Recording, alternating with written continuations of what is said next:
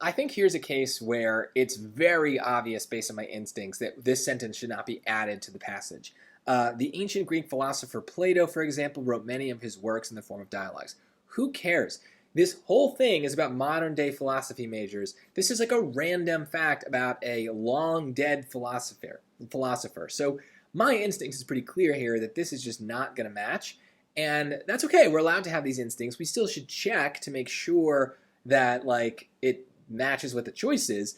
But I would probably go right to C and D here and just be like, okay, it's probably one of these where we choose not to add it. So C, no, because it blurs the paragraph's focus by introducing a new idea that goes unexplained. Well, we can go back and look.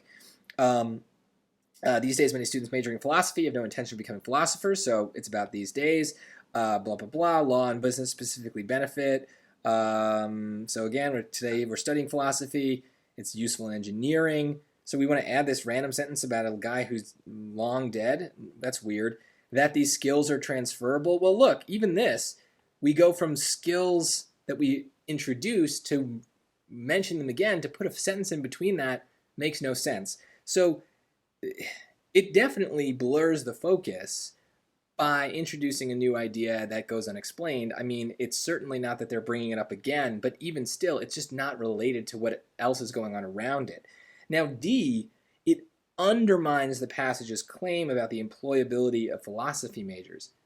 It doesn't, mostly because it has nothing to do with the employability of philosophy majors. It's about something completely different. Now, in general, I think I said this on an earlier question in this section, we want to avoid strong choices in these add or delete questions, but also just on the SAT in general. They make me nervous. And so C is much more weak. It's saying we don't want to add this because it doesn't belong. Whereas D is we're saying we don't want to add this because it attacks the main point of the passage. And that's just not true. And generally speaking, these weaker, vaguer answers are better. So if you have to choose between them, make the choice in favor of weaker choices, weaker answers.